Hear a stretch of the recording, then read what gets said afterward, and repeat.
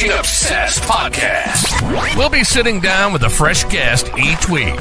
Someone who shares the same kayak fishing passion that runs through our veins. We're talking kayak anglers, kayak companies, lure experts. Heck, anyone who's got a story to tell about landing the big ones from a kayak. We're setting our sights on becoming the #1 kayak fishing podcast in the world. You'll get a chuckle, a grin, and hey, maybe even a belly laugh. Because we believe in the power of humor. But above all, we're here to educate and inspire. So, whether you're a seasoned kayak angler or just dipping your toes into this exhilarating world, join us on the Kayak Fishing Obsessed podcast. It's time to reel in adventure, camaraderie, and the joy of the catch. Here's your host, Daren Wendell. You fish freaks, welcome to episode number 123 of the Kayak Fishing Obsessed podcast, your ultimate source for all things kayak fishing. Tonight's going to be a good one as we have the owner of NuCanoe, Blake Young, on to talk about NuCanoe and to interrogate him a little bit to see if he'll give up some juice on that new Unlimited Max. Of course, we're going to talk about the entire fleet, but before we get there, I want to thank the sponsor of the show, Dark Horse Tackle. If you love the show, want to support the show, head over to darkhorsetackle.com. They send me a box every single month, and they're doing something I really like. Doing something called perfect pairings, which they're going to send you, like for instance, this is going to be the LS Lures Mott Football Head Jig, and this is going to be my buddy Andrew Blair's company, Tactical Fish Co., the Bomber Bug. And so they both come in, and you can pair them together. So if that's like right up your alley, head over there to darkhorsetackle.com. Also, special thanks to Charlie's Custom. This is a new channel member at Wendell Fishing. And so thank you so much for supporting the channel. We have 3 different ways you can support the channel. Call them water heifers, hydrilla, gorillas, and boss hogs. It's all set up through YouTube. So head over to @Wendell Fishing if you want to support in that way.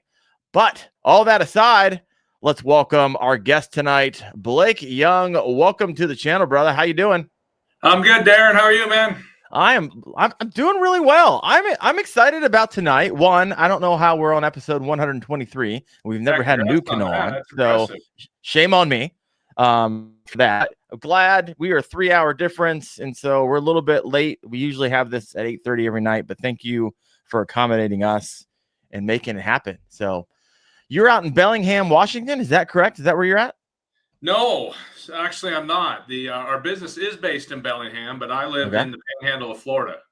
Oh, so my family and I relocated here 5 years ago, right in the middle of COVID, and I've been working remotely for 5+ years now. So isn't it great? I love working remotely. Yeah, it's very awesome. So well, I'm on Central Time, so 1 hour. Oh, there you go. That's not. Thanks again for accommodating. I had a conflict earlier and hustled to get over here, so I appreciate that. No, it's all good. So help us out for maybe someone who never been in a NuCanoe, haven't really went across your website, haven't checked out, doesn't know the history or your history with the company. I believe you go back to like the beginnings. Share that story for us. Yeah, sure. I do go back to the beginning. The NuCanoe, the first NuCanoe was originally a model name, part of Wild Design. Originally designed by Tim Niemeyer, who had previously founded and then sold Ocean Kayak. So he was kind of getting back into the game, and one of the kayaks he designed was the NuCanoe, and his motto was 1 billion butts in boats. So he was trying to kind of design something that was, a little more to give people other reasons to get on the water other than paddling. For the sake of paddling. So it was wider, it was bigger, it was more stable. Back in 2006, there was no 40-inch wide kayaks. There was no kayaks that weighed 90+ pounds. It was a different market back then. Did you say 92? Yes.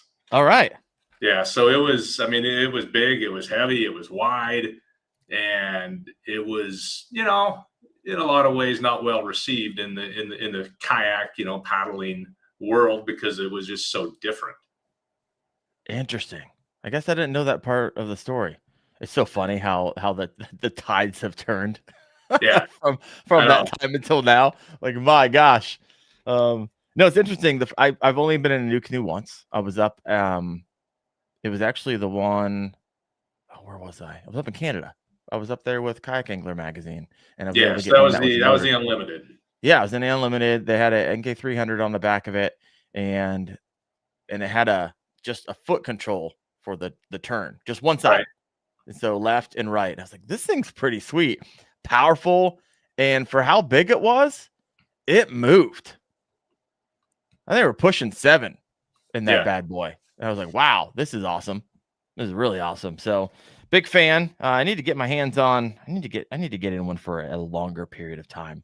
Definitely want to do that. Yeah, you'd enjoy it. You might not want to go back. Who knows? Who knows? You never know. I get my hands on a lot of different kayaks, but I haven't never been able to put it through the paces. So maybe we'll have to work that out then. We will work something out. All right. So 92. So share kind of the evolution ever since then. So you've been with the company. Yeah, it was 2006. The 92 was the weight, 92 Got it. pounds. Okay, 96. So I got involved, in the first few months of creating the product, and I came more from kind of an albatross in this kayak fishing paddle sports world because I came more from the business side than from like the enthusiast side.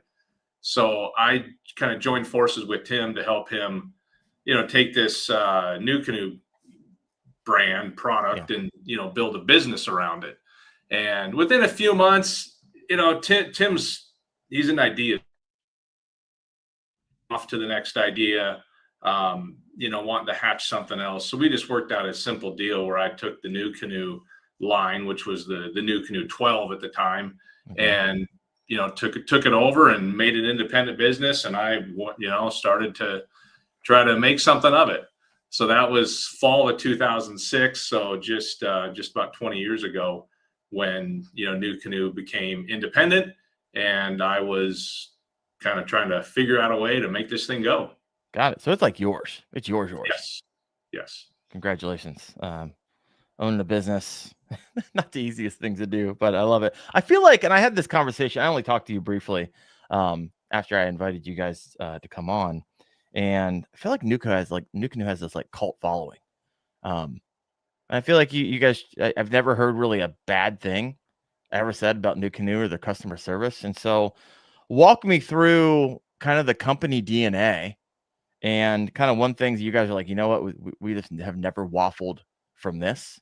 And because of it, this is the end result. This is what you're seeing. Because I know you ask for feedback from owners on your website. And so it sounds like you're really keeping an ear open, which I feel like a lot of kayak companies, this is where they're falling. Like I'm literally had a conversation earlier today with Hoover about companies that are literally just done listening to their people. Doesn't sound like you're done listening to your owners. And so walk me through a little bit of your mindset, being you're the owner and you're the one that really controls that narrative. Yeah, I think you mentioned DNA, and I think our DNA is, we're a small business. For 4 years, it was pretty much, just me. I had some help on the physical side of things. We had contract partners that molded the boats, had some, help with assembly and shipping. But as far as sales, marketing, customer service, anything forward facing, that was my role. Okay. So if there was someone out there was unhappy or happy, whatever it would be, it was coming to me. There was no filter. So it was, pretty direct feedback from customers, from dealers. If there was a quality issue, if there was a service issue, if there was, anything anyone wanted to express, it was coming to me. So, and I wanted people to enjoy their product. I wanted them to feel good about it, and wanted, everyone have a good experience with NuCanoe. So if there was something I could do to fix it, I was going to do it. And then as we grew and, hired people and had more help, we just kind of kept that culture. And if there was a problem, it would usually get to me pretty quickly. So then I would be aware of it. We could figure out what's causing this, what's at the root, work directly with the dealer or the customer to find a resolution, whatever that would be. And, keep on moving forward, seeking to, improve, our products, improve how we did things, and ensure that those who, invested in NuCanoe had a great experience with it. Yeah, 100%. All right. So let's take a look at your website really fast. I just had it shared. I don't know where it went. Let me bring that back to stage. There we go. All right, let's head over here. So you have a variety of different models: the Flint, U10, Unlimited. You got the Access. Let me tell you a good story here about that picture. Oh yeah, hit me. That's Ray Martinez from Texas. All right. Ray learned about NuCanoe, I think, in 2008, and he called the 800 number to ask a question or something. And of course, it's me that's answering. So I talked to Ray, and then we exchange emails, not like in a friendly sense, but just in a, he has a product question, this, and then he starts posting photos. And we're like, hey, man, you're doing good stuff. How do you like your boat? And then a year later, so I was in the Austin area. So we met up, got out on the water together. And Ray has been on our team. Now he's kind of in our, national team advisor program because he's just such an OG. But he's awesome. And that's, I think it's had a lot of the relationships built and some of the culture you talked about, and the cult is just connecting with people. Not a bad cult. Yeah, right. Connecting with people, and, we haven't had a lot of turnover, so we're pretty steady over here. And building long-term relationships. I mean, that's something we've aimed to do with dealers, with owners, with team members, with suppliers, all around. So is that you just do it through dealers? You don't do direct to consumer at all? Our kayaks are sold exclusively through dealers. We do have, we do sell our accessories through our website, and that's something we added, 5 or 6 years ago, simply because we have so many accessories. It's not realistic for dealers to stock every one of them. Sure. And it's not really, we don't want to make it a burden for a customer, an owner, to go pick up something that they want. So we brought the accessories onto our website about 5-6 years ago, but our kayaks are sold exclusively through, local independent retailers. Okay, right on. So taking a look at some of your models here, and what I really want you to do is, in a brief overview, like we'll talk about the Flint. I want you. We'll click into Flint. Just give us a brief overview. Why you created this kayak, who's it for, and the feedback you're getting from it. And so, looking into the Flint, looks like a river kayak. Yes. All right. So, when did this come out? What does the design process even look like for NuCanoe? Like, what goes into a new kayak launch like this? I know this has been out for a while, but nonetheless, overall. Yeah, the Flint came out in 2018. At the time, we had the F10, the Frontier 12, and the Pursuit. So we were looking to get something a little bit narrower, a little bit more paddle-oriented, simpler, lighter weight, something that would really do well in the rivers, a little more technical than like the F10 and Frontier 12. Kind of a smaller evolution of the Pursuit in a way that was a narrower boat at 35 inches. So we really wanted something that would paddle well, that would perform well in moving water, that would drain well, that would not be susceptible to taking on water, like any water intrusion in the hull, and be simple, but still have a lot of features and functionality for anglers. What's the feedback that you're getting from it? The feedback has been good. I mean, the Flint's a great little model. It's not our best seller by any means. We've kind of seen resurgence of the Flint in the last couple of years. Part of it's because we've been able to put, have it more central in our marketing as we've pared down our model lineup a little bit, and include the Flint more in the content that we're creating. We did a great little photo shoot with the Flint and the U10 back in Texas about a year and a half ago. And that's where that image came from, and a lot of other ones. So it's, and I think in a sense in the market now, there's a desire to kind of return to like simplicity in kayak fishing to an extent. I mean, there's certainly a place for the big models with everything on them, but hey, there's a time where you just want to grab a kayak, a couple rods, a tackle box, hit the river or hit the lake, get out for 2 hours and have fun. Yeah. And that price point isn't bad either. Right. Yeah, the $10.99 price point, we don't want to get too far up that we're, not accessible. Kind of, you don't want to miss the heart of the market there, getting too expensive. Yeah, 100%. Then you have the U10. I've heard some comments about the U10. I've heard some people like, hey, I want a U10 Max. I've heard all kinds of things since you guys have teased out your Unlimited Max. Right. So what do we... The U10's a killer boat. I mean, the Unlimited came out in 2018, 2021, started 2021. The U10 came out 3 years later. And in a lot of ways, the U10 is just a smaller, more compact, but not limited version of the Unlimited. So it's 20 inches less. It's awesome for transport in the back of a pickup truck. It's a 72-pound whole weight. So really manageable. And it's got massive stability. I mean, honestly, between the U10 and the Unlimited, if you don't need the extra 20 inches of space, you're not giving up much of anything on the water. A very slight difference in stability, perhaps, but it's a really great hull design. It's super stable, and it excels both, like on flat water with a motor. Derek Brundle used the U10 in a lot of his Bassmaster events this year, rigged up with a Newport and the quick connect with the foot steer. It's also a killer boat for floating rivers. I mean, one of our dealers in Texas, Alex at TG Canoe and Kayak, I mean, he hit us up like a month after getting his first shipment of U10s, and he's like, guys, you got to market this as a river boat. This thing is amazing in the rivers. And, that's definitely been a growing theme for the U10, is use in the rivers. The Bearded Paddler did a series with the U10 in the rivers this summer. He's going to continue that next year. And it really does excel in that environment as well. So the U10, it caught the Unlimited this year more or less on sales. So, last year when it came out, it was, maybe a 60-40 split, but this year they were neck and neck. So that U10 has been, just done really well. And I mean, honestly, I don't know if we get any feedback from someone who gets a U10. It's like, yeah, it's not really what I thought it would be, or I'm disappointed. I mean, that kayak is just exceeds expectations. We got Edom Fishing over here, says the U10 is great in the river. I drag and launch mine everywhere. Nice. I like it. So if you have a question for Blake, go ahead and throw that in the comment section. Seth is not here tonight. He's on the road traveling right now. However, I am trying to manage that the best I can while still having a conversation with Blake. So it's always a little bit interesting.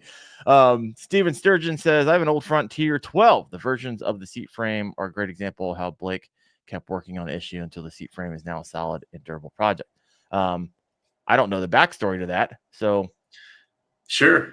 I mean, we've gone through a variety of seat options on the Frontier 12, but I think one of the bigger, ideas here is, one, we're always looking to improve, and two, we try to keep things compatible. So someone could have bought a Frontier 12 in 2012.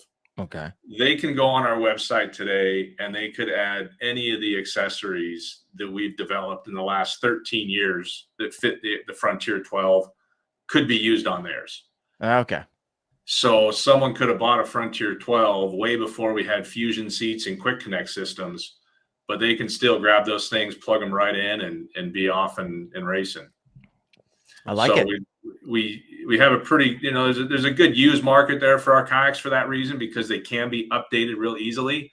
So even if, someone gets a model that came out before this seat or that accessory or this component, all that stuff is going to be able to be added on or updated to prior models.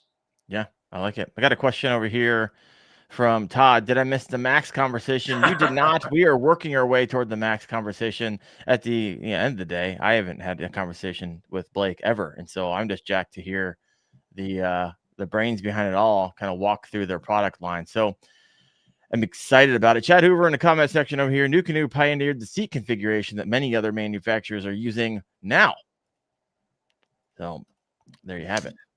Yeah, I'd say if you look at, there's a lot of things, and it's kind of the natural evolution of the market, and it's not necessarily because of anything we did special, but there's a lot of things in the last 5 or so years that, the market's moved towards that we were there, 10 years ago. We were putting swivel seats on kayaks in 2008, 2009, outboard motors, bow mount motors, all that stuff, 10 plus years ago. So we were there. And, fortunately for us, the market's evolved, that stuff is now, highly sought after, and people really value that and want to do that with their kayaks. Yeah. With the onslaught of motorization, and even I was reading on your website, you guys were even like, discontinuing your pivot drive just because sales are low and motorization is high.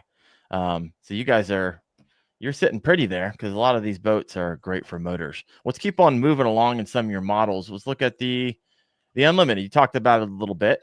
This is is it one of your most popular models that you have? Yes. This is it. So, I mean, going back prior to the Unlimited, I mentioned the NuCanoe 12 being like the very first model. The Frontier 12 was more or less a direct improvement of the original NuCanoe 12, and that came out in 2012. And then the Unlimited came out in 2021, and it really just built off the Frontier 12 and improved it in countless ways. But the width, the overall kind of shape and stuff was pretty similar. So the Unlimited's been a killer boat. It launched in February of 2021, right in the middle of the COVID boom. And we just, we had 9 years of learning with the Frontier 12 to, hear what people liked and didn't like and kind of figure out ways to make it improve, to address weak spots and to add more functionality, add more capability to it, and allow, anglers, hunters, paddlers to do whatever they would want to do, on their deck and in the water. I like it. Chad over here saying NuCanoe legitimately pushed the bow mount motor and ease of integration long before anyone else in the industry. A lot of people have a tendency to forget the history, how this all came to be. And I also see a lot of people taking credit for things. I'm like, wait a second. That's just not true. Just it's fascinating. All right. Let's keep on moving along. You got some other models and you got your Access series. Now, the Access series looks like it's more, well, I'll let you explain. Looks like you're focusing on the hunting side of the house. Yes. So the Access series is the F10 and Frontier 12, and these models, were essentially replaced by the U10 and the Unlimited. So rather than try to compete against them side by side and explain why somebody should buy a U10 versus an F10, we basically reconfigured them to lower the price points and just kind of reposition the marketing to be more as, under the Access series name, which the thinking there is someone's not going to buy these models to go sit in them for 6 hours all day long while they're fishing, but they're going to buy these boats because they want to get to and from a specific location. They want to get gear in, game out, whatever. They got wide open decks. It's easy to put a trolling motor, an outboard motor on them. And they're just highly functional. So it's kind of a great kayak to slide in the back of the truck, drop in the water, get your, to get where you want to go, get your gear where you want to go. See a lot of people posting pictures like you've just flipped through there, hauling with deer, getting deer out, from hunts. So that's the thinking there. But these are kind of our legacy models and just looking to, kind of reconfigure them, to capture a new market and keep them relevant. Any of the older models down here, your other models you want to touch on? You got your F10 front. You kind of talked about some of these. No, the Pursuit was phased out a year ago. So it's been retired. And then the prior, F10 Frontier 12 versions are retired. So, I mean, as it stands today, the U10, the Unlimited are our best sellers. They're pretty equal in volume. And then the Flint is, a good bit behind those. And then the Access series are just kind of finding their way, but we're definitely getting some traction there and seeing some new markets for those models. Yeah. So when wow, I just looked out. We got 107 live on right now. So if you got a question, please go for Blake. Go ahead and throw that out here. We'll get it answered for you, or a comment, or just your experience with NuCanoe. Love to hear that as well. Also, please hit that like button. We'll get some extra yardage out of this once it's all said and done. So Blake, when you design a new kayak, right? What's the first thing like you're solving for? Are you solving for performance? Are you solving for stability, modularity, user experience? Like we're going to be talking about the Max here in a little bit. What problem were you trying to solve? I mean, I think that's different with every model. I can kind of go back historically with the Frontier 12, we were looking to, solve for the butts. It's a nice idea, but it doesn't have scuppers, or but the deck channel is too narrow, or but it's too hard to adjust the seats, or but there's not enough, features on it. So we felt like with that classic 12, back in 2009, 2010, 11, that the concept was good. We could see it getting traction, but we also heard from a lot of people that I like the idea, but you're not there yet. Okay. And so we tried to take as much of that as we could and incorporate it into an updated design, which became the Frontier 12. And then, once we brought that out, our business, grew quite a bit over the next few years, as those people who liked the idea of the NuCanoe 12 now saw the Frontier and go, okay, yeah, that's what I want. Then with the F10, it was really just, taking that and putting it in a smaller form, more for solo, ease of transport, lighter weight. But the rest of the design was pretty similar. Now with the Pursuit, with one of the main drawbacks of the Frontier, the F10 and Frontier 12, especially in that market in that day, was just, paddling speed and performance. We're talking about kayaks were still primarily paddled. Most of them were in the, 33 to 36 inch width range. And the Frontier 12 and the F10 just, there was a lot of people that felt like, I like the open deck, I like the concept, but I want something that's going to be more efficient, easier to paddle, going to go faster. So we designed the Pursuit, and the Pursuit, in all honesty, was an amazing kayak. I mean, we have had countless people say that the Pursuit was their favorite kayak to be in, to paddle, to just love the heck out of it. But man, we had some good years with it, but we just never saw that enthusiasm that some people had for it, and that love for it, really translate into, success in the marketplace. Right. And then also the Pursuit kind of had bad timing, because it came out right when pedals were really growing in popularity. And so it was well, we designed an awesome paddlecraft right when awesome paddlecraft were kind of cresting and pedals were, ascendant. So it was a little bit of a victim of bad timing there as well. Sometimes it's what it is. It's just bad timing. I get it. Yeah. I mean, if we'd have done the Pursuit 5 or 8 years later, it probably would have been amazing. Yeah. Or 5 years before. So, yeah. So what do you think that NuCanoe does differently than the rest of the kayak industry right now? What's your differentiating factor? Or what do you hope it to be, or what are you working towards, or what it has been, or how has it evolved? I think it's a number of things, and some of them may be unique to the market or differentiating us, but it's stuff that we do. I mean, we've been owner committed in trying to ensure that owners have a great experience with NuCanoe and are satisfied. We're dealer committed, looking to build long-term relationships with our dealers and support them. How many dealers do you have? We have about 125 dealers. That's a lot of dealers in the U.S. and Canada. Okay, sorry, keep going. Yeah, we've always tried to think of them as partners, not like a different entity, but we're in it together. So we want them to succeed selling our boats. We want them to buy more boats, but ultimately their success depends on them being able to sell through, people want to walk into their store and buy our kayaks. So it's our partnership essentially to try to achieve that end result. That's what's going to lead to them turning around and saying, hey, we need more kayaks. So we've kind of had that approach. On the product side, I think we've been really consistent.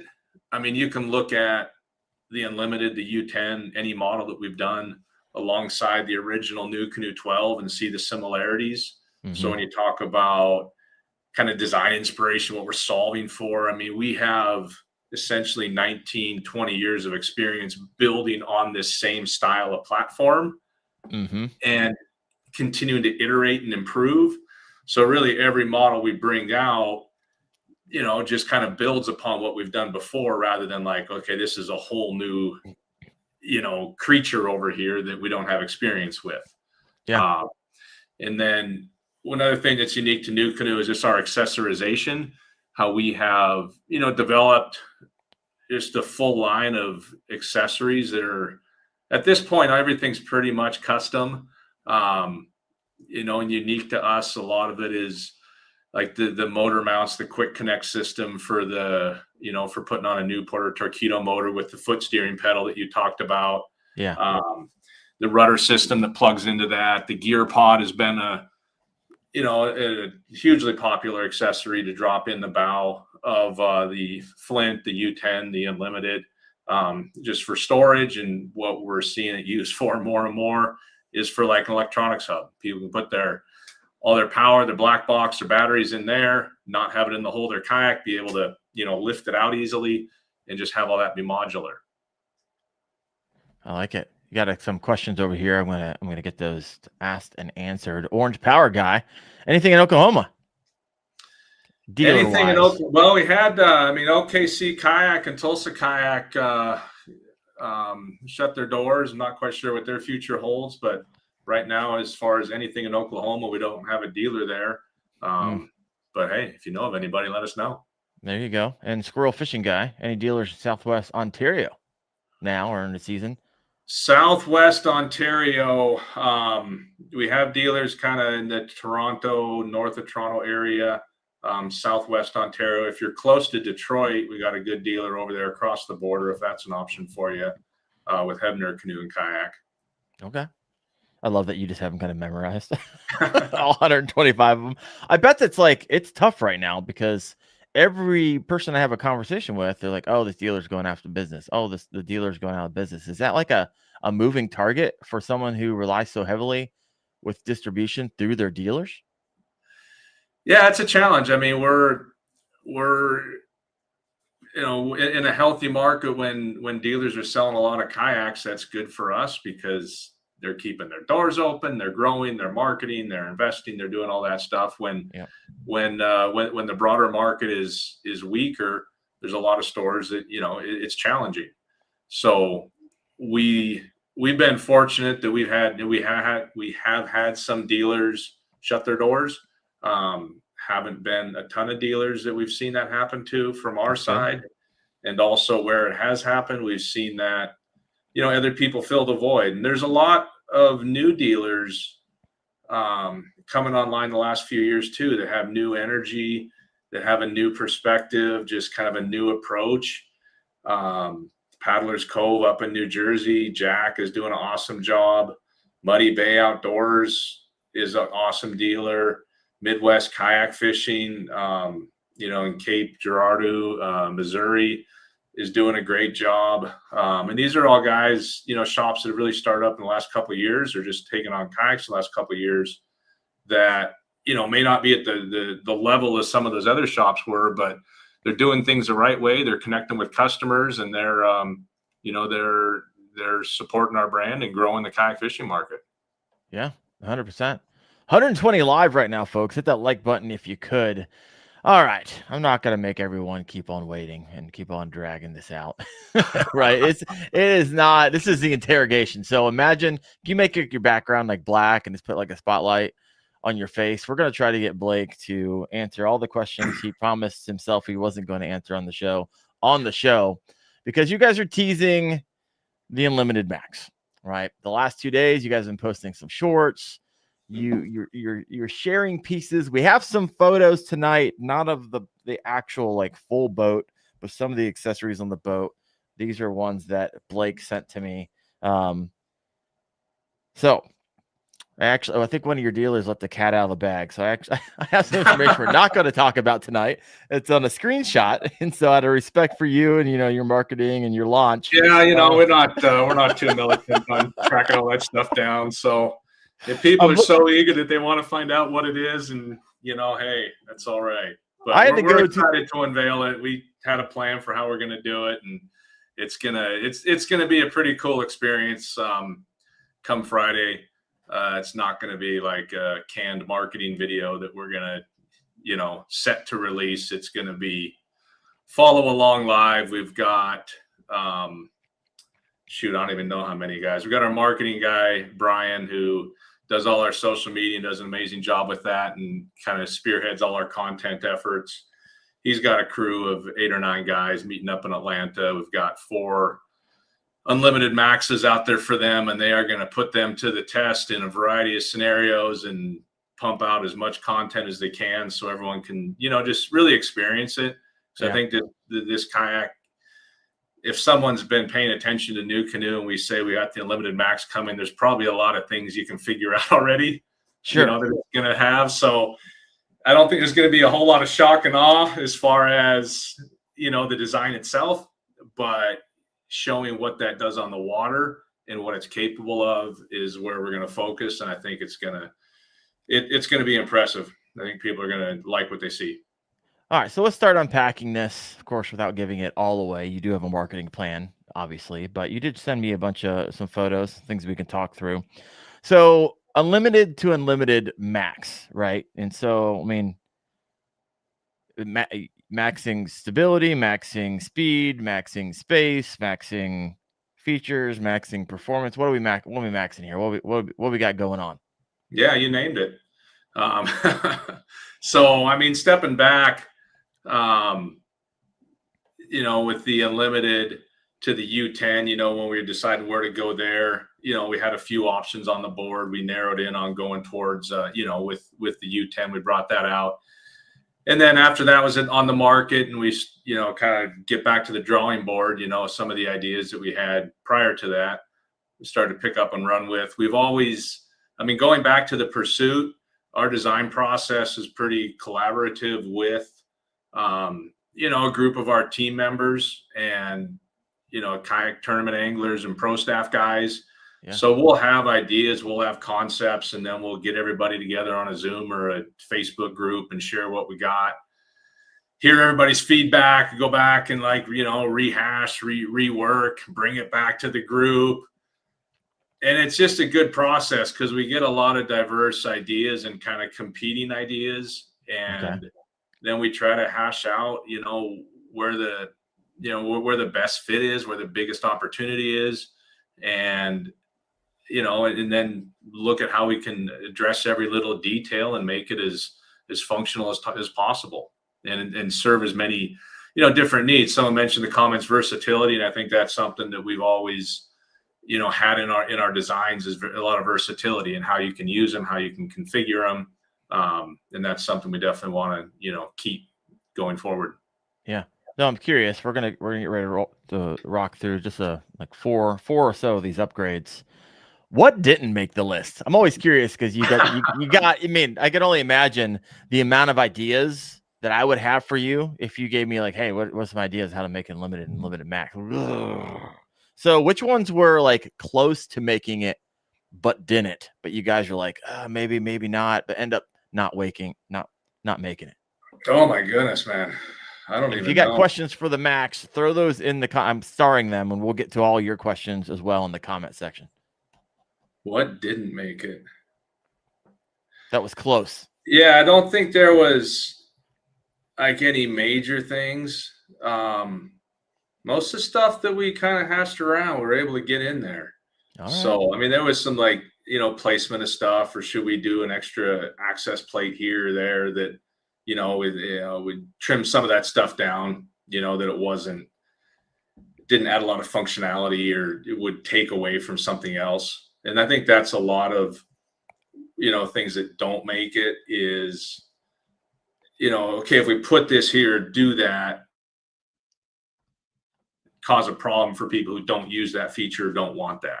Yeah. And if it's something that, was going to benefit some, but be a hindrance to others, then we'd usually try to, find a different way to go about it. Yeah. And your boats are typically hey, we want the modular as possible. It's not like you shove a lot of things on there. This is interesting. Chad says the massage seat didn't make it, apparently. I don't think that. Well, that's the accessory, Chad. We can't have everything in the base model. And I do want to end with accessories. Let's hop into the Max. You want to start rocking with some of the pictures that you sent me earlier today? But sure. First, let's start with specs. I got a bunch of questions over here in the comment section. I got Edom saying, what's the weight? The weight is going to be right around 100 pounds on the hull. So we're not completely dialed in yet on that, but the hull, fitted hull shot weight, or rigged weight? Rigged weight. That would be like the rigged, base model weight excluding the seat. Okay. So for reference, it's probably going to be 12 to 15 pounds heavier than the Unlimited. Okay. What adds that weight? Is it accessories or is it just more plastic or what adds extra weight? Some extra length adds okay. that weight. It's 13 feet 6 inches. All right. So we got a foot longer. And then just some more plastic, more surface area due to the feature that's in the boat. And then some of the components that are on there are a little bit heavier than prior versions. All right. I'm getting a lot of questions over here. I'm starting them, folks. We'll get back to this. Woo! All right. This is fun. Let's head over one of the pictures you sent me. Yeah, you see a question there from Z Giller. There we go. The question is, for those listening in, I have to read it out loud. Yeah. Will the Max have a hull design suitable for larger outboards? Yes. Yes. Final answer on that is still to be determined, but the short answer is yes. I like it. All right, keep those questions. I'll keep on. We'll circle back on those after some of these as we break down some of the accessories. All right, first picture we have for you. Let's go to the bow. You want to start with the bow? Yeah. You teased this out in a short today, which you could take this apart and put it back on, or put a different one back on. Looks like we got a bow mount motor option here. So tell me what am I missing, or what am I not missing? Yeah, this is what we're calling our grip mount plate. It is a badass handle for one. You can see that kind of at the top of the photo. Oh, yeah. It gives you a great, handhold on the kayak. Really, it kind of makes it feel lighter because you got a really good grip, a really, sturdy place to hold on to. You can see it's got 4 mounting screws. So there's 4 quarter 20 inserts that are molded into the boat that mounts into. And it also, kind of is a, side benefit in a sense, like it's almost like a bumper up there. Like if most of our boats have a pointed bow. This one with that plate, you've got a real, if you bounce into anything, that kayak is not going to take a beating at all. Yeah. So it's real functional like that. It's a great handle, but as you saw in the video, it's got a little surprise for you underneath. You pop off those screws, you lift it out, and it is pre-drilled with hex recesses to mount your quick release bow mount motor puck. So you don't need a separate bow motor mount with the UMax. It's built in there. You don't see the holes on the handle because we left about an 1/8 inch of material. So if you're not using that, you don't have to look at holes in your handle every day. But if you are, you just pull out your 1/4 inch drill bit, pop those through, mount your puck, and then you're away you go. All right. I like that. Love the thought in it. What was I going to ask you about this? So it also has the whole pattern for the Anchor Wizard chute as well. All right. So if you're more of a bow anchor guy than a bow motor guy, we got you covered too. Well done. So what type of motor? Well, first I'm going to get to the width question. You mentioned the length. We're looking at 13.6. What's the width? The width will be the same as the Unlimited, so it's right at 41 inches. Okay. There you go. I got that one answered. Whoever asked that one. So what motors would you put on this? Like a Tarova, or what kind of bow mounted motors you're like, hey, this is kind of what it was built for? The Tarova. That's just bread and butter. Yeah. We have a power pole move motor we're going to put on there. That's a good one. Some power. Got some power, all right. When we ran that on the Unlimited, it's like, hey, it works, but you feel like, you're kind of getting towards the limit. So we're going to put that on this thing this weekend and go full tilt. And I think it's going to handle it like a champ. So I think that will be an excellent motor for this kayak. Yeah. Hoover says there's a power pole move that would pair up nicely with it. 100%. I think it's powerful. I will mention that the power pole move has a unique mounting pattern. So that one does require an adapter plate to go between the handle and the power pole move like mount. I like it. All right. Anything to mention here before we move on to the next little update? No, I think we can move on. Yeah, we can. And I'm starting all these questions that are coming through. So we'll circle back on those in a minute. All right, next one. Looks like we got some rod tip protectors. Is that what I'm looking at? Yeah, it's on the Pursuit, we had the internal rod tubes that would go inside the hull of the kayak. Mm-hmm. And that was, it was great feature and functionality, but it does come with a lot of complexity and potential for leakage when you're cutting into the boat and trying to seal it back up again. On the Unlimited, we left that more open with the rod tip holders up at the bow, and then more just open for the rods to sit on those kind of insides of the gunnels there. Yeah. On this one, you can see we built kind of a on the surface tunnel for rods that gives you loads of space to get all your rod tips up in there. And then we have the cover on it so that they're protected. So we kind of get the best of both worlds. We don't have any opportunity for leak or water intrusion into the hole. But you got great storage for the rods. It's going to keep them protected and out of your way. Got it. Is that just a thermoform piece, it looks like? Yes. Yeah. It's just a ABS plastic. Nice. All right. Still got the questions rolling in, so we'll get around that. Let's look at the next picture we got here. You sent my way. What are we looking at here? It looks like a pod latch. Yeah, it's a latch, man. This is a good example of just how burly everything is on this model. That latch, I mean, you can put, about 3 fingers between the two sides there above the end block. And it is, so you got a lot of grip, a lot of hand hold, and it's got a lot of pull strength too. So it's going to keep that pod super secure. I like it. And another photo you sent my way. Anything else to say here about unpack a little bit for those of you who don't own a NuCanoe, kind of your pod? Because I see a lot of comments over here in the section. Sounds like people love the pod. It looks obviously removable. So walk us through the thought behind that. Well, yeah, the pod that we've had the last 5 years is the gear pod, and that's kind of modular storage. It drops up in the bow. This is a different concept. So we're excited about it. When we get the full release, I think people like what we've done here, which a lot of it goes back to how do we utilize the space on the boat, because we don't just want to make it bigger and bigger and bigger. How do you make it purposeful? How do you add a lot of value to the space? How do you do it in a way that's not going to, that still doesn't compromise the versatility and allows people to use things different ways depending on how they're going to set up their kayak and how they're going to run it. And I think that, we came up with a really good solution here and excited about it as well. Yeah. Another, for a number of years, we had the gear vault on the Frontier 12, the gear vault on the F10 and on the Pursuit. And those were all, kind of open hatches on the deck. Okay. So we relied on the cover and the seal and everything to keep water out. But as, most people know, in the end, like, water will likely win.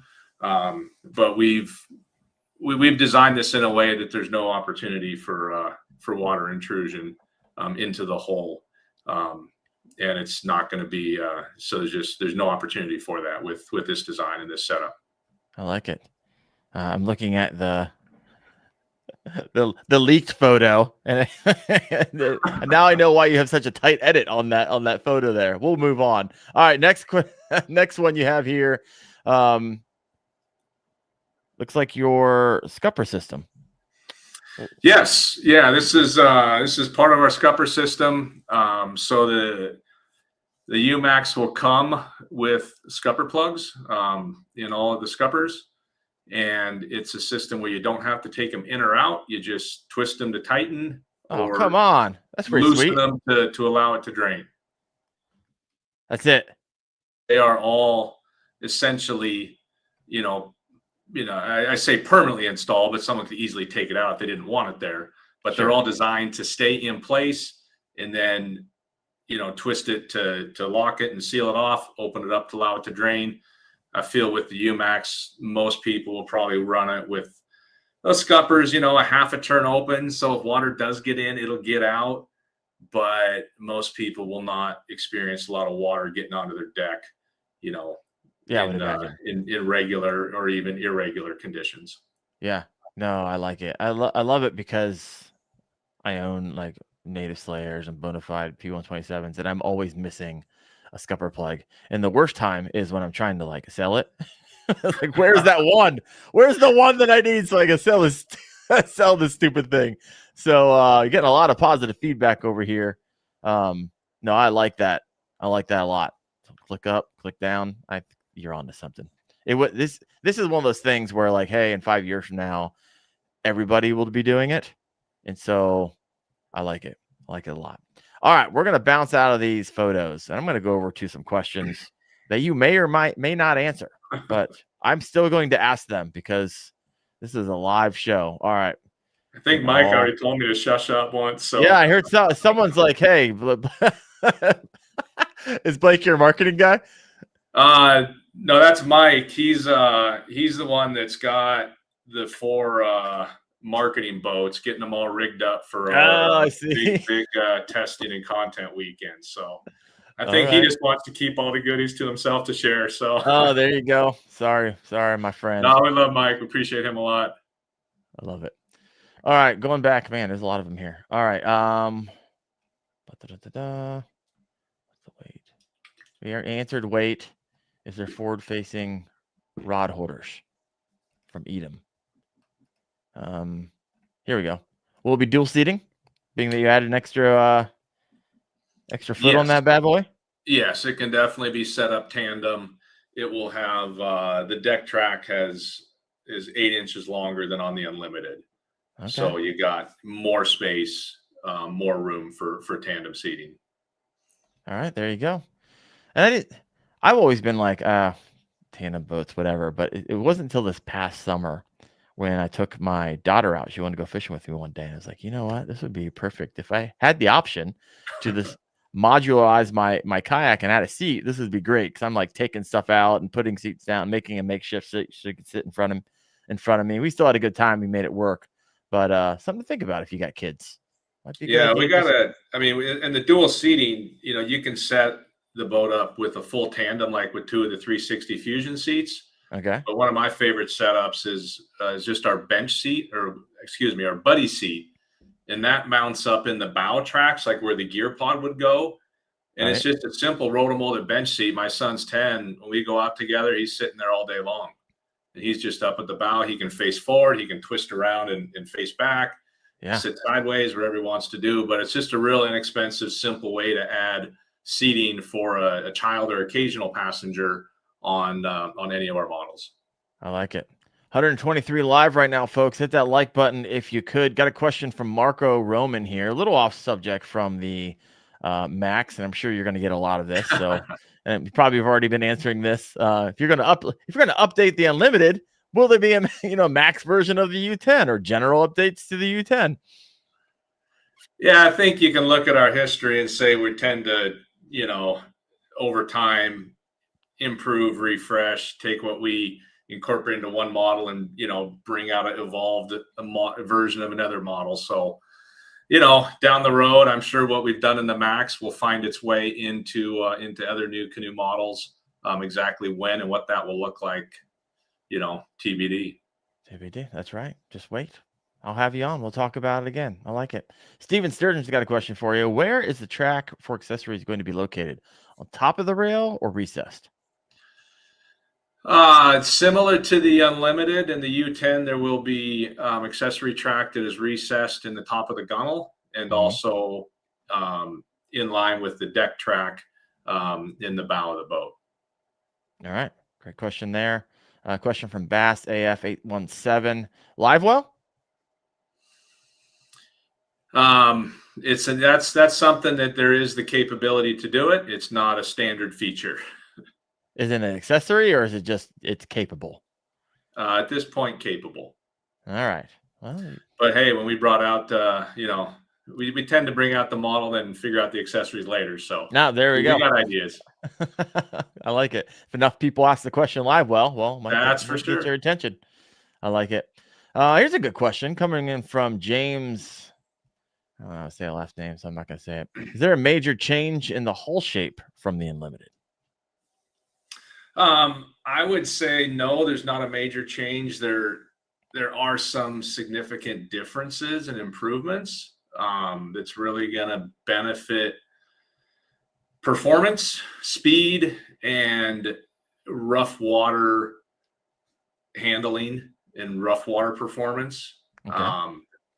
For example, on our prototype this summer, went out crabbing with my son, and it was a choppy day.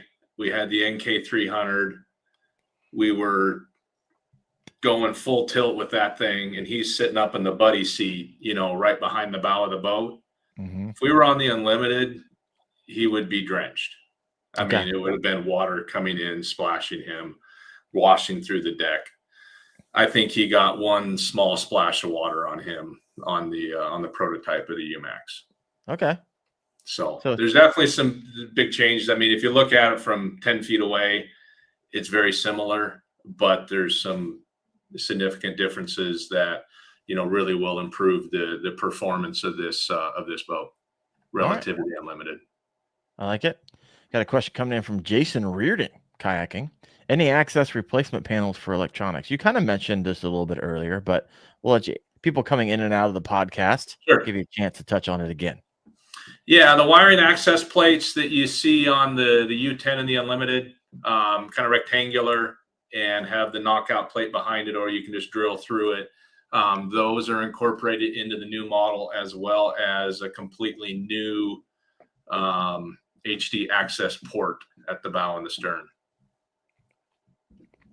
There you go. Kendrick, we got a lot of comments. This is fun. Hey, Blake, longtime customer here. I've owned 3 Frontiers and 2 Pursuits. Looks like we're losing our only dealer in Mississippi. And any update for him? The hope on the horizon? I hope not. I mean, we'll see. But I think you're referring to everything kayak, and they've been a good dealer, and I hope they're sticking around. Yeah, definitely want every kayak company in the business to be successful. It's good for the sport. I like it. Orange Power guy. How does the Max compare to the Crest Craft? Obviously, Crescent came out with the new, it's a skiff, so it's gonna be obviously different. But do you want to take a stab at that one? Yeah, I'll pass on that one. There we go. We'll let people decide that once they see it and understand what it's all about. No, 100%. I will say there's love seeing innovation, love seeing new things come out, and so excited for the Crest Craft. I think that's a cool looking boat. Yeah, that'd be fun to throw a motor on that and ride around. We have. This was it. I don't even know when the context of this comment is made. It said, love that. I have an anchor wizard in the front on mine, and it makes it tough to get a good hold of it. Oh, we must have been talking about your handle that you guys created. Love it. Oh, lost my comments here. Charlie Williams, I need an Unlimited Max in my life, people. Come on. Couldn't agree more. Mike looks solid. Like it. We answered the question, what bow motors can you run? Oh, here we go. What colors? Nope, sorry. Hit the wrong one. What colors will the Max come in?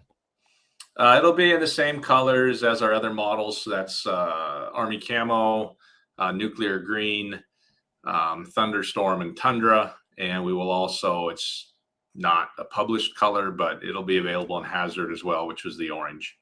Oh, that's what you sent me the photos on. That's what someone was like, hey, that color is fire. Yeah. I like it. Let's go back to that. Someone asked about paddling. Oh, yeah. Let me go back up. What's his paddling capabilities? I think that's another thing that's kind of set NuCanoe apart, even with the motorization and through the pedals and stuff. All of our kayaks have been, they're all paddleable. And per our owner registration surveys, about a third of owners are planning to just use a paddle with their NuCanoe. So we haven't gone away from, paddle ability. I mean, granted, we're not building the kayaks with the idea that most people are going to paddle them, but we still want them to be paddleable. And I think that'll be the case with the Unlimited Max. That I envision that most people that are buying that are probably going to motorize it. But it's also a kayak that if your battery dies, if your motor fails, example of this, Brian, our marketing guy, he was going fishing with our shop manager, quick little outing, took the UMax prototype, and somewhere between our shop and the river, I forget what it was. I think it was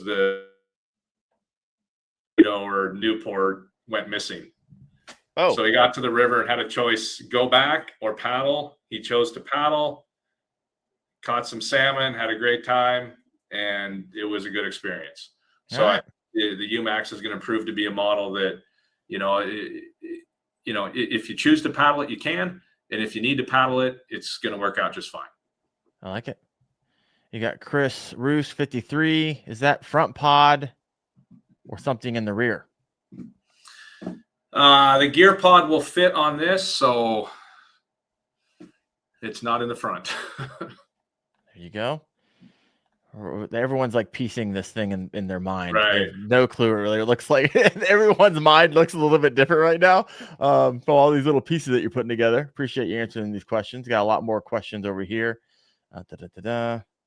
Oh, had a few scuppers tear late this year, so that'll be a sweet upgrade. I love it. Any advancements in the transport landing gear? No, I wouldn't say there's any advancements. We brought out the NuCanoe Sidekick, about a year ago, and that's a great option for the U10, the Unlimited. It'll also work great on the Unlimited Max with its size. I think that style of cart is ideal, or a bigger, cart to go underneath, such as the Yak Attack bar cart. Mm-hmm. So the Sidekicks, obviously, you mount a bar across. But correct, down, yeah. Some of the Boondocks landing gear, same thing. Yeah, 100%. I love my native Sidekicks. It's freaking awesome. But they don't work really well if you don't have a really great front handle. And so with that handle you guys have on there, it's going to be a lot easier to move that around. So well done there. I like it. USA Kayak Fishing Magazine, Roy Widgeon in the house. Is there a through haul transducer still? Is that still an option? Yes. I think Roy's referring to our transducer retract system that allows you to mount your transducer through a center scupper. Yeah. And that is, this model is going to support that and, do it better, a little bit more space for the larger transducers, than we have on the Unlimited. So it'll work great on this. And on a side note, we have just, I think we're a week away from having parts and being able to ship it, but we have a new and improved version of that transducer retract system that will start shipping here in the next week or so. Okay. And for anybody that already has the transducer retract system, it will be retrofittable. We'll have a very inexpensive kit to kind of retrofit the existing ones with the new parts, so you can, kind of upgrade your TRS rather than have to go buy a brand new one. All right. Like it. Is it, of course, here's the question. It's always going to come up. Yak Bass is even more stable than the Unlimited. It's called the Max, right? Max stability, max speed, max everything. Max stability. I like it. Yeah. Someone already asked that question, asked and answered.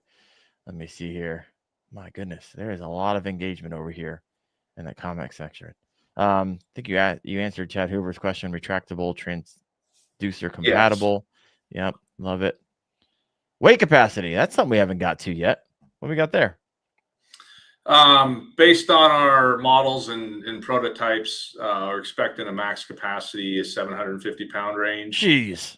And self-bailing capacity 500 pound range. So that'll be validated on the water with molded boats, but those are our that's where we have it set at right now with the asterisk saying estimated. Yeah, no, I like it. Here's a question. I'm not quite sure because I don't know a whole lot about the U10 and Unlimited. Is there a change the way the transducer is mounted as compared to the U10 or the Unlimited? Or did you already answer that? No, there's no change. Okay, no change. There you go, Dustin. All right, let me see. Hey, Beer the Paddler's over here. Hey, guys. And here's a question everybody wants to know. MSRP. Yeah, stick around for that one. Hold on. Can you range us? Got to see all the good stuff first before we drop that on you. But you can't range us? I've seen some estimates, and I think it'll come in line or less than what people would expect. All right. Hey, that's what everybody wants to hear. I love it. I see some comments on the Pursuit there. Someone asked if the Pursuit was still supported. And yes, it is retired, but it is still supported. If somebody has a Pursuit and has any issues or needs replacement parts, you're still covered. We'll take care of you. I like it. I got actually a few of these comments. No Patrol Blue. Is that one of the colors you used off somewhere? Patrol Blue we don't have right now. I mean, that could come back in the future, but it's not currently an option for 2026. But love to hear the comments about it because that lets us know people want it. Okay, there you go. Another question coming in from Bass AF817. Will it come rigged with any type of lights? No, it won't. Got it.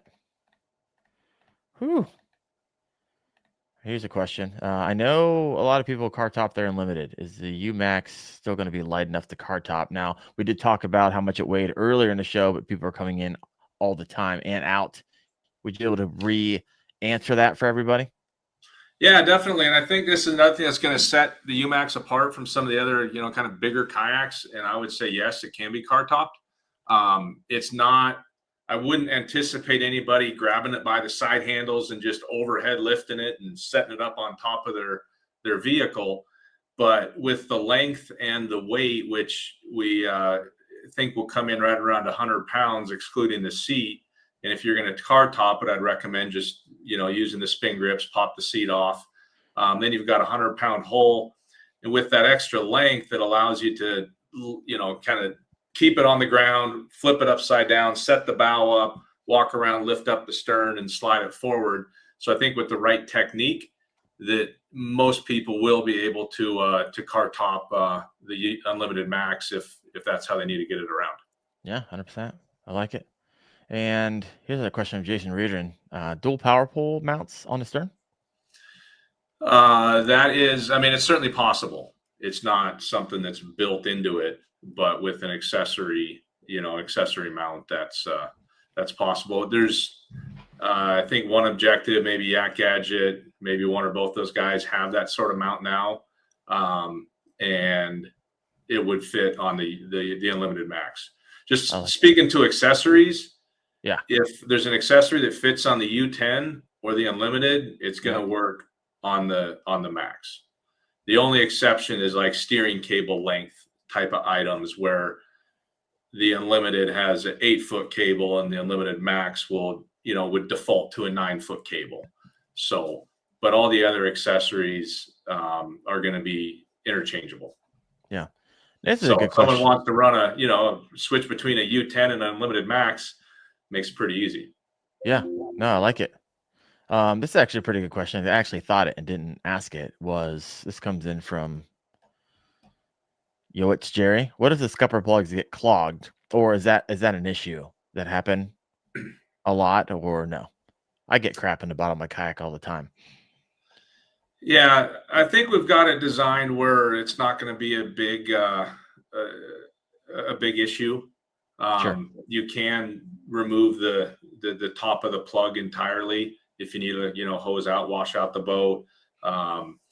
There's, in most cases, I don't think they'll need to be open that much. So you just kind of have a small gap to, for water to flow through that wouldn't allow a lot of debris or stuff, to get down in there. Yeah. But to be honest with you, that's one of those things that until you get it out on the water and get it in the hands of a bunch of people and, get some real world experience behind it, can't say it'll never happen, but we think we've designed it in a way that it won't be a real hindrance, or it won't detract from the benefits of the system. Yeah. And folks, interrogation is over. I'm gonna click off the light. Blake, you probably gave us more juice. You got your people yelling at you in the comment section. Stop talking. This is my favorite question. Will Daren be getting an early model doing on the water review? I don't know. Blake and I need to have a conversation off book here.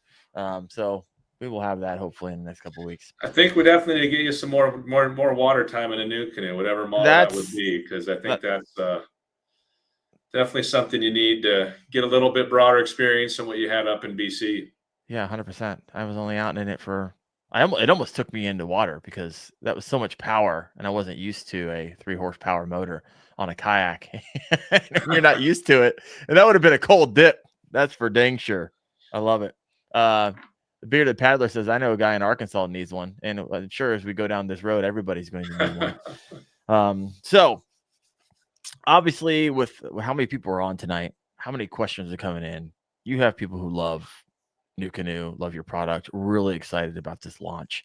And so what can people actually expect on the 12th, right? You keep on doing teaser videos and it's great. I love it. Everybody loves it. We're eating it up. And so what is actually going to happen on the 12th? Can people buy it? Are they pre-ordering it? Are you just launching it? Like, what's happening? Good question. And on the 12th is I was up at our factory last week, and we did our first molding run on the UMax. We got boats assembled. We worked, it's a process to go from a new mold to production. And we got off to a really good start with that. We got the boats assembled with very, very few issues for our initial release and content. So we have 4 UMaxes in the Atlanta area that, like I said, we got a team of guys coming in to put them to the test. So on the 12th, it'll be a lot of kind of firsthand live content coming out of the boat on the water in action, walkthroughs, different setups, all that kind of stuff. So we don't have a 3-minute marketing video that we've been putting together for the last month that we're going to release. It's going to be a lot more experience the UMax rather than see it, which I think is it's what people are going to want to see with this model, because there's some really cool features on the deck and in the design, but it's nothing that's going to be like, completely out of character, or out of the box. It's going to be a lot of stuff that's really cool. People are like, yeah, that's a great idea, or yeah, I really like that. And then concurrent with that, we are doing everything we need to do to start production, which one of the things from last week was, testing the fit and just the function of a lot of our new parts. So everything checked out. So we get suppliers moving on getting those produced, get the mold dialed in with our little punch list of things that we had to do before we could start production. And then we'll be starting to produce these and assemble them and ship them to dealers starting early January. Okay, early January. So do you do any pre-order stuff, or just when it's available, and then you can? That's all through the dealers. That's you through dealer. That's right. So call your dealer if you like what you see. Call your dealer. Tell them you want Unlimited Max. Tell them what color, and they'll get you on the list. Okay, so some of your dealers do pre-orders. Yes, we have pre-orders with our dealers. I mean, our January schedule is pretty full, fulfilling, preseason dealer orders, getting those out there. So yeah, the best thing, if you're wanting to get one of these boats when they come out, is check with your local dealer, let them know what you want, and see when they have them coming in. And I'm assuming if you go to your website that you could get a dealer map. Definitely. Yeah. Just go to NuCanoe.com, click on find a dealer, find your dealer up in the top right, and it'll take you right there. I like it. Now I would ask you what you guys have planned for 2026, but it sounds like once you get this kayak out and rock and rolling, there's going to be a slew of accessories that are going to come along with it. And so you're going to shift your time and attention over to those, as well as continue to provide excellent customer service to those who have purchased boats before. So yeah, I love it. We got some I got some accessory stuff to work on. We do have a quick connect system kind of upgrade that'll be coming in January, and that we're taking the retract pulley in the cleat. If you remember on the Unlimited, if you want to retract the motor, you may not have had to. You can kind of pull it up, and there's a big wheel pulley that's mounted on the side of the inside gunnel beneath the track. That's all moving to a modular track based mount. Okay. So we're taking that off the kayak, which gets it out of the way of people who are not using a quick connect system, and allows it to be more modular, because now you can position it where you want or remove it if you're not using that setup. Yeah. So excited about that. That'll start shipping with the quick connect systems in January. I like it. I feel like I have enough information to, if you know NuCanoe in their DNA and their boats of old, and everything you talked about today, without actually knowing and seeing what I accidentally saw earlier.